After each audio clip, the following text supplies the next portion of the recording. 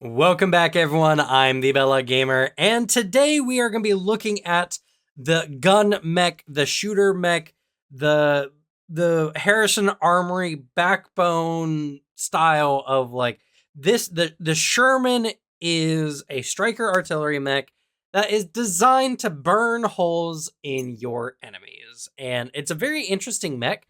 It's definitely a strange license, though, and you'll see what I mean here when we go through the license. But looking at the actual art here, I love how they take the opportunity to put clothes on these mechs. I mean, I like it. I like the Big Sal, for instance, has kind of like a stretched leather component, and you can see the Sherman here has like a waist jacket almost, or no, even like a jacket it runs up around. That has to get stuck in like the servos and stuff.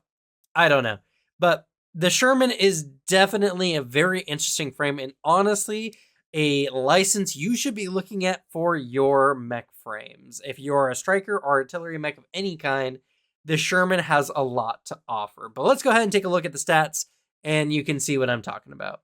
All right, stat wise, we actually have a pretty sturdy mech here. We got 1 armor and 10 HP. And after I've been doing some research, I like the idea of referring to each level of armor by like weight. So 1 armor is considered light armor, lightly armor mech. It's a mech that's designed to resist predominantly like auxiliary weapons. 2 armor would be better against medium weapons, and 3 armor doesn't really make it better against heavy weapons or attacks. It just 3 armor points makes you almost completely immune to auxiliary weapons, and main weapons will do maybe a point or two of damage on average to you. So that's how I like to look at it. So the Sherman here is a lightly armored mech frame, which means it's a bit good against the auxiliary weapons, but anything bigger than an auxiliary weapon and you start taking some more significant damage. In addition, it has 10 HP, which is actually pretty high, much higher than you're expecting for a kind of artillery frame. And that's because this mech is designed to be kind of just out of skirmishing range, but not necessarily super long range, though it definitely can do so. Now, its evasion is a bit low, and that makes sense with its extra sturdiness. It's not a very fast mech in more ways than one.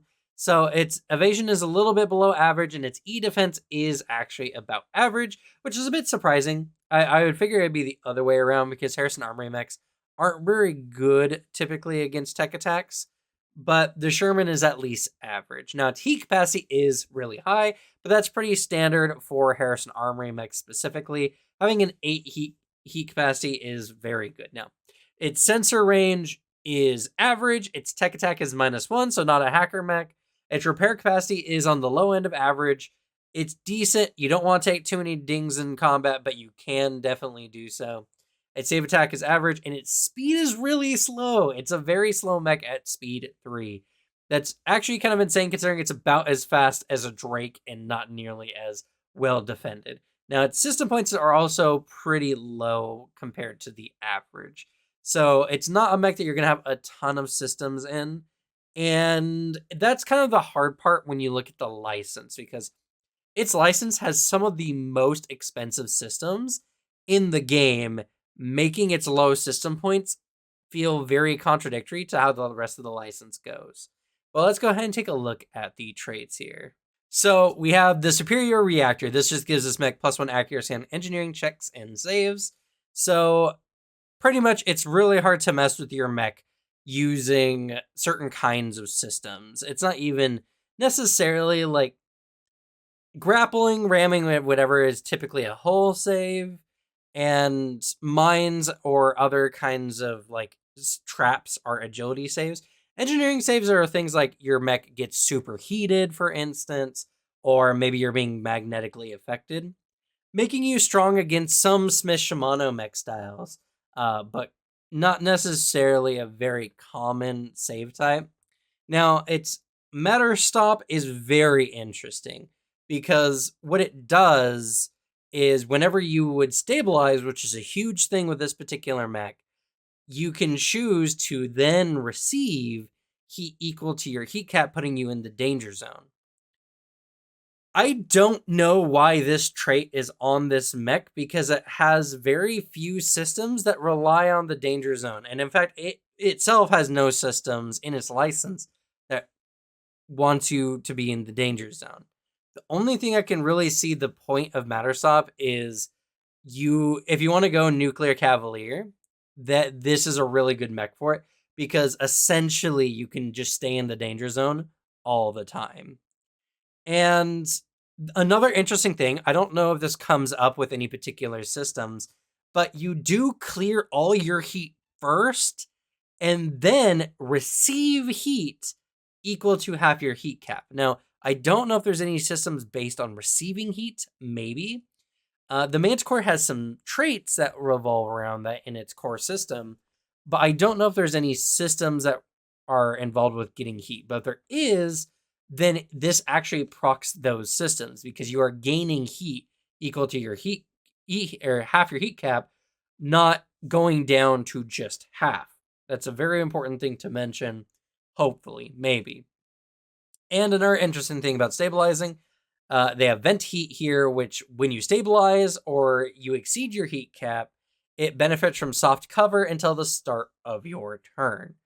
Now, that is very good, and pretty much this mech is designed to stabilize as much as possible. So, that being the case, you're going to be constantly benefiting from soft cover, making you somewhat difficult to hit, honestly adding on to the tank or onto the mech's already kind of innate tankiness. Now, if we look at the weapon mounts here, we can see that we have like the standard fare, which has been it's been a bit since we've seen the standard mount setup. We've been going through a lot of specialty mechs recently, and the Sherman is definitely a lot more of a average mech in a lot of ways, and the mounts really show that. Got a flex mount, a main mount, and a heavy mount. Not my favorite mount setup. I wish there was at least like a main aux, but this mech is designed for heavy gunfire, and we'll see a lot of that in some of the weapons we find in the license. But let's go ahead and talk about its core system and its integrated weapon. I do like mechs that have integrated weapons because that just gives you another weapon. So technically, the Sherman has 4 potential weapons. If you're using, like a heavy and 2 mains, you also have your integrated weapon, which is really cool. So let's actually talk about the integrated weapon part first before we talk about the active core power.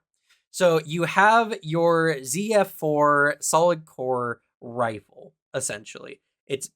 Or cannon. It's a main cannon, and essentially how it works is every time you stabilize, you gain a charge which changes this variable charge amount. And when you fire it, it automatically drops down to the 1 charge, but it does more and more damage the higher number of charges that you have.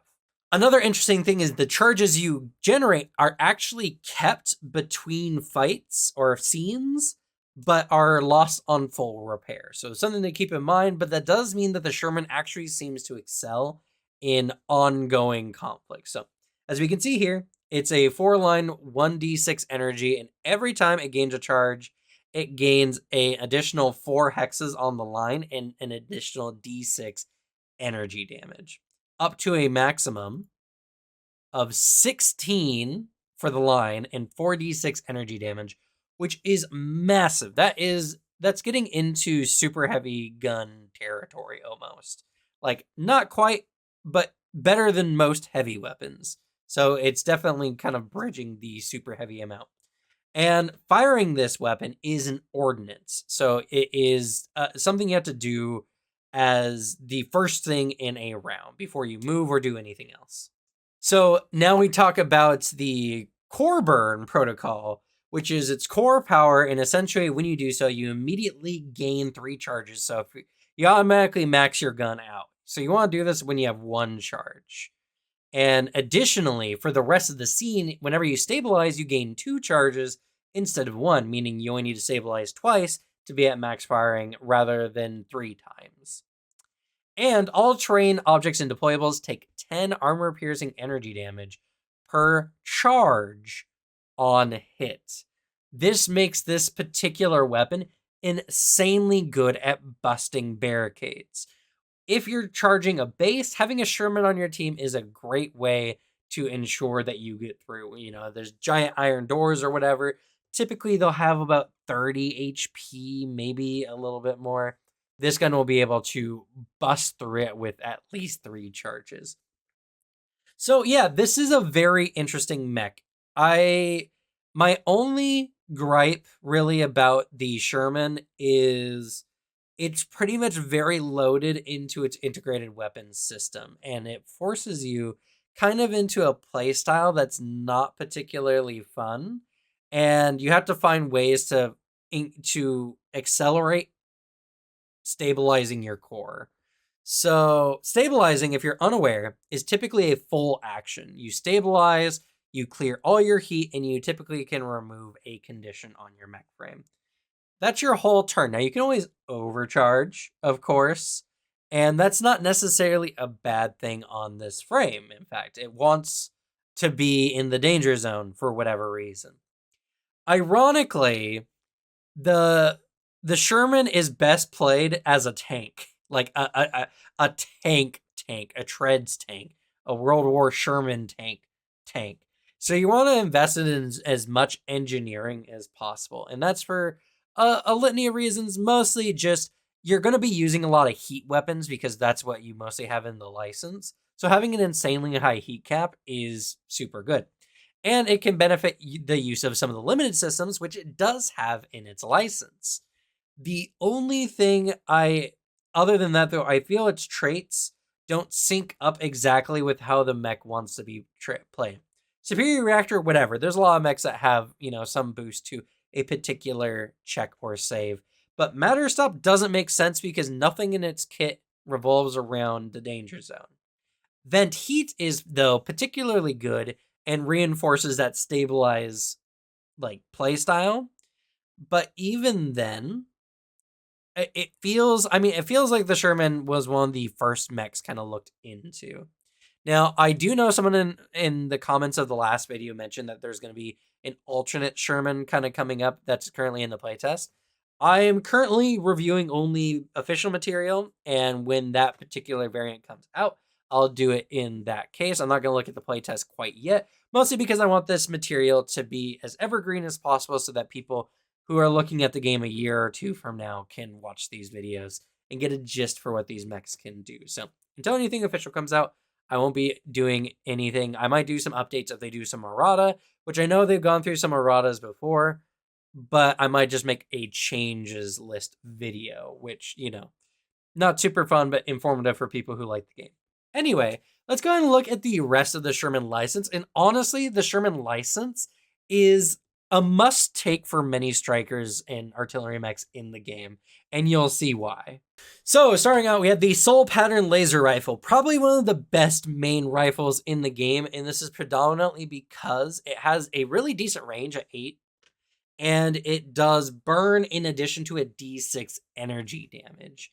So this particular laser rifle is really good for mechs of this range type, which is the medium long range.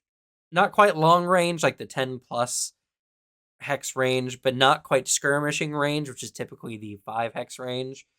This is a really good one. Burn is such a nasty effect. Burn is automatically armor piercing, and it is kind of like poison damage in Lancer if you're not familiar.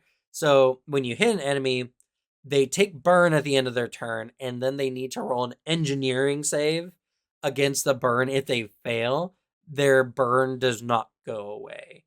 And it stacks. So every time you hit an enemy with a burn, they get more and more burn until they make a successful engineering save to essentially get rid of it.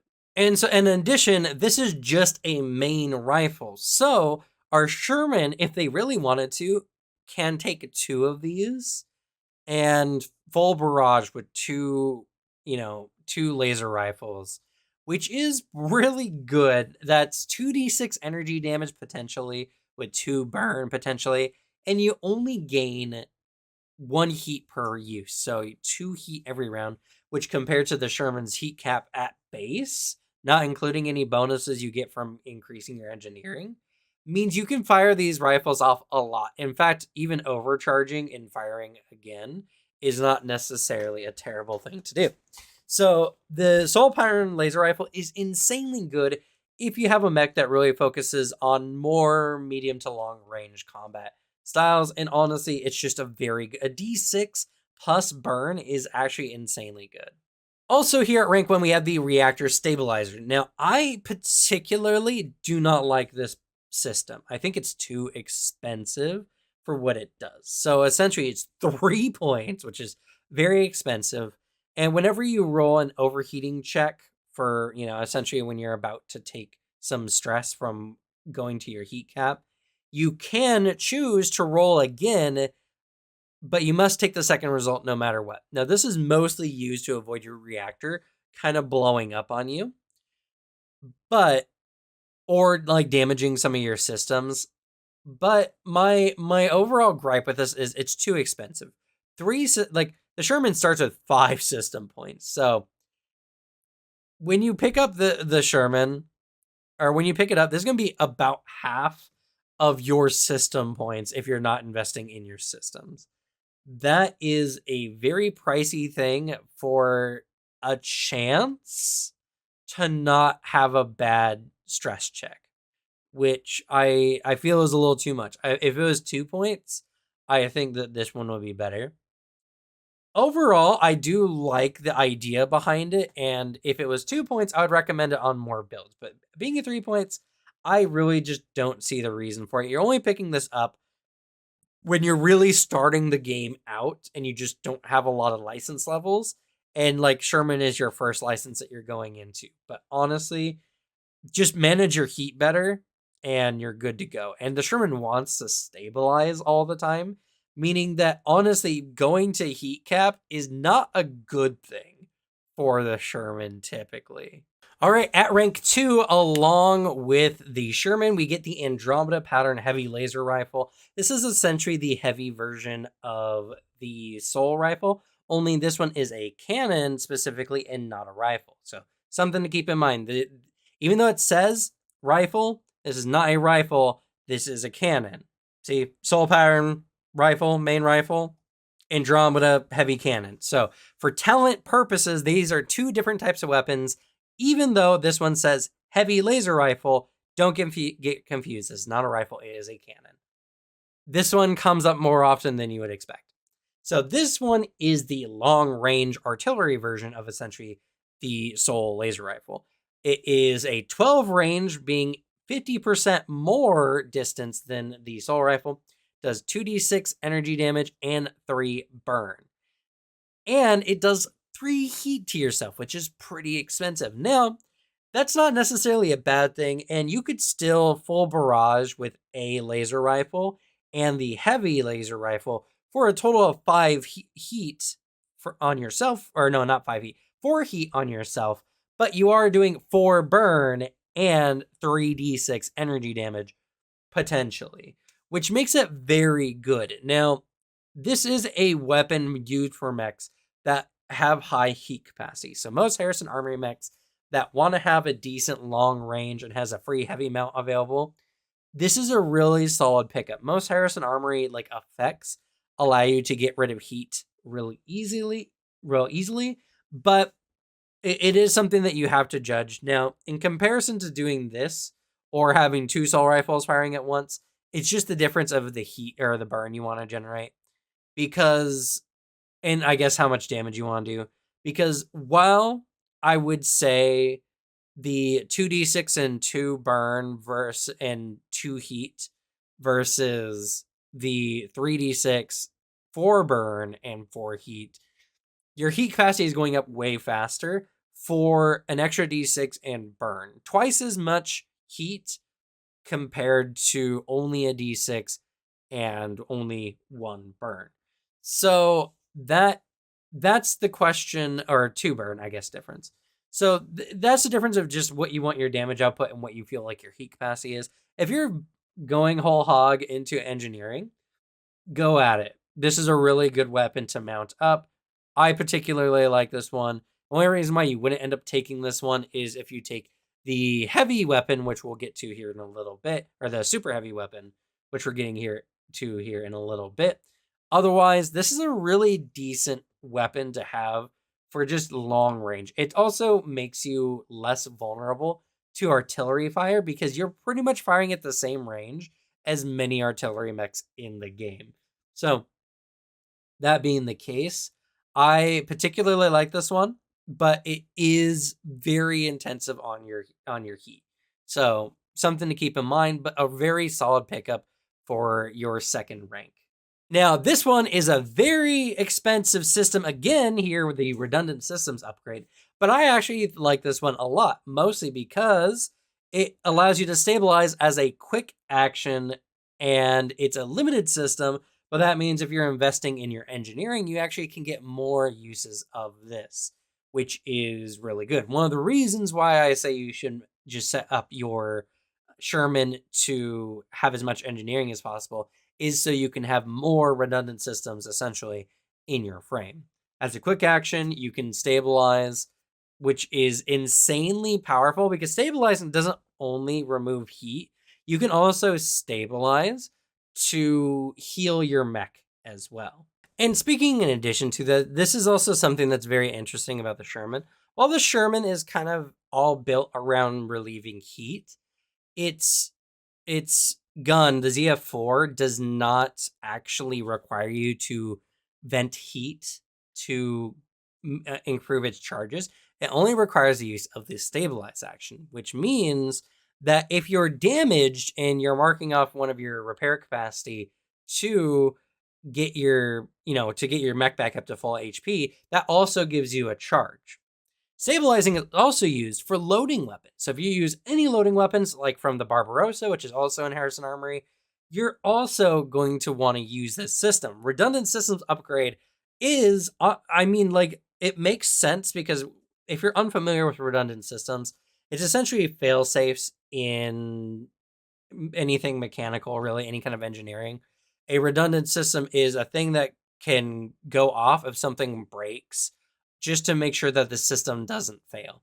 And in this situation, this makes it so your mech can vent heat at a expedited rate, or it can reload at an expedited rate, or it can essentially restore its HP, its hull points, at an expedited rate. As it I don't know how the healing necessarily works in the game. I'm sure it's been explained somewhere, but for like the heat stuff, it's like you have extra battery cells that you can just eject more quickly. Now, the Genghis also has some stuff that's really good along this line as well, but honestly, I like redundant systems just better. And because it's a limited system, just if you're playing a very engineering heavy build, it's a very solid one to pick up. And honestly, like so many different mech like play styles work around stabilize in some form or fashion, whether you're a defender frame who takes a lot of damage and then needs to heal up, or whether you're a loading frame that needs to reload their weapons, or whether you're a heat based frame who constantly is generating tons of heat for itself. The redundant systems upgrade is just very solid. Even if it's 3 points, I feel this is very much worth it. All right, we're about to get into the final rank here. Thanks so much for sticking with the video this far. And if you have done so, please consider subscribing to see more content like this. I cover all things tabletop and TTRPG related. So if that's the kind of thing you like, this is the channel to be on. And leave a like. It gives a higher chance of other people seeing this kind of content. So if you love Lancer and you want more people to have a higher chance to see Lancer content, leaving a like will help do that. But let's go ahead and look at the final rank of the Sherman license and see what we get some goodies here. So we have a super heavy cannon, not rifle, cannon. That is the Tachyon Lance. This is a full artillery weapon, long range, 2d6 energy damage, but 8 burn.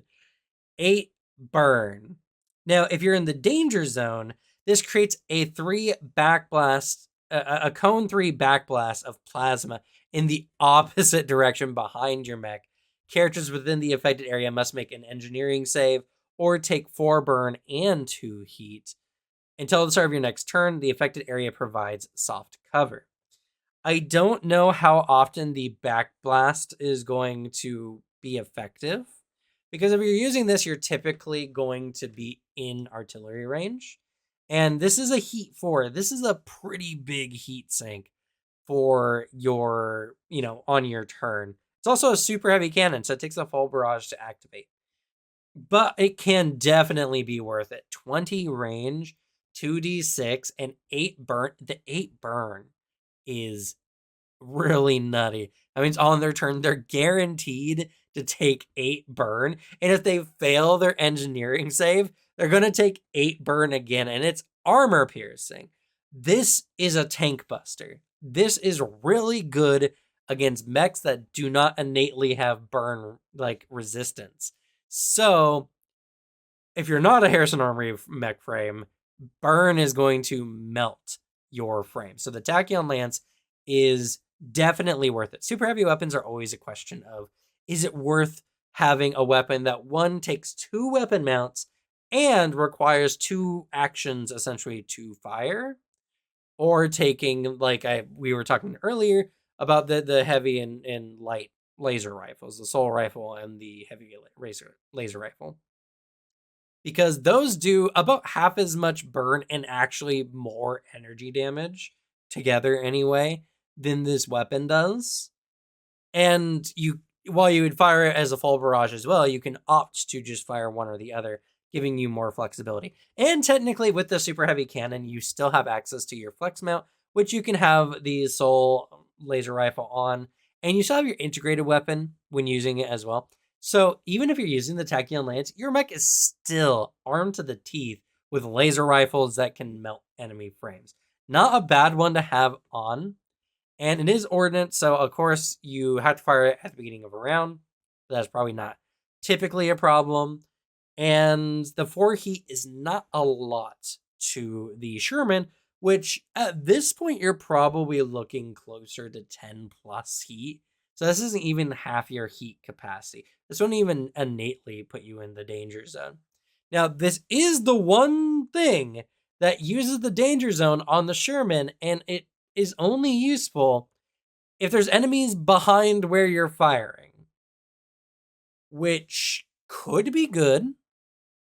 And you can consider using this as the same as having an alternate weapon that fires a 3 cone behind your mech. So technically it's kind of 2 weapons in one. I think the Tachyon Lance is really good. Honestly, I think for many super heavy weapons, I question more whether I'd use it or not. The Tachyon Lance is one that I would definitely consider if my main goal was being a long-range artillery mech. So overall, an insanely good weapon, and honestly, many good weapons here in the Sherman, which is something that I think really plays into the license itself. The Sherman is kind of designed to be like your stock standard Harrison mech. It's not super fancy, but very reliable and pretty durable. And so if you're playing a lot of different mech frames, there's a lot you can pick up just from the Sherman license. So overall, a really good addition. But we have one more thing. We have probably one of the coolest sounding NHPs in the game. We have the Ashura class, the Demon class, essentially.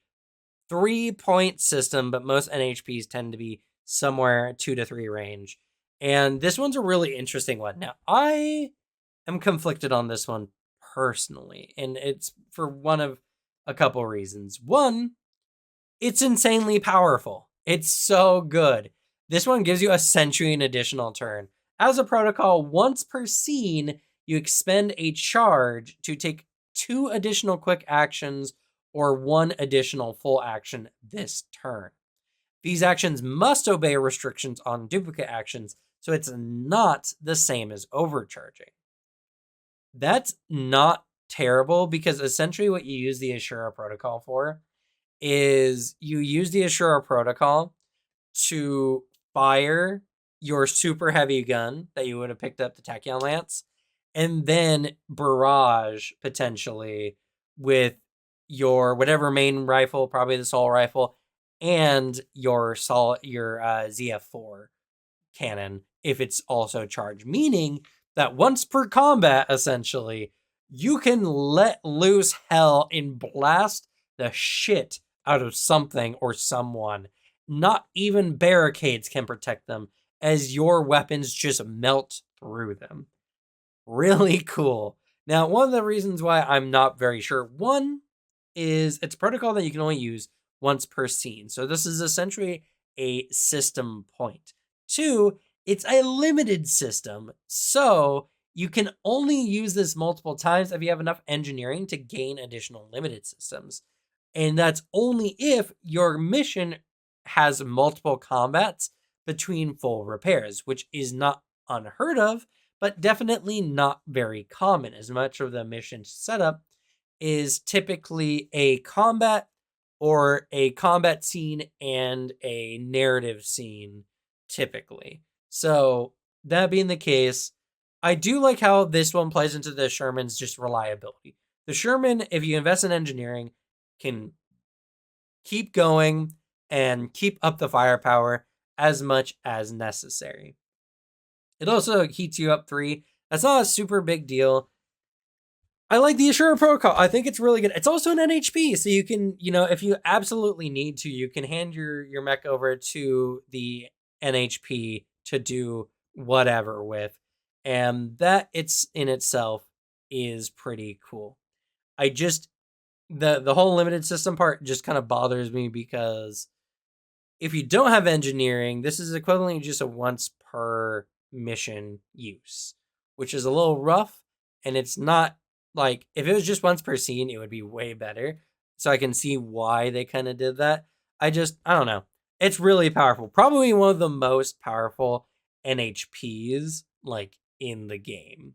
And that's going to be it for the Sherman. The Sherman is a very interesting mech frame, as I said, because honestly, the main reason why you would select the Sherman as a frame itself is for the ZF4 cannon. I mean, the bonus engineering saves and the maintaining being in the danger zone, I think, are really cool. And again, Nuclear Cavalier really makes use of that.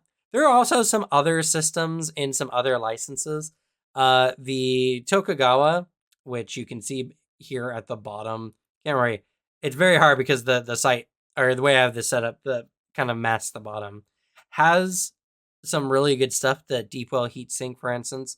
But there's not a lot of stuff that works really in the danger zone. I hope that's something that gets fixed with the future releases from the game. It's something that I expect will get fixed, as I would love to see more stuff come out for the Sherman to use in its danger zone, since it has so many good systems for just sticking to the danger zone.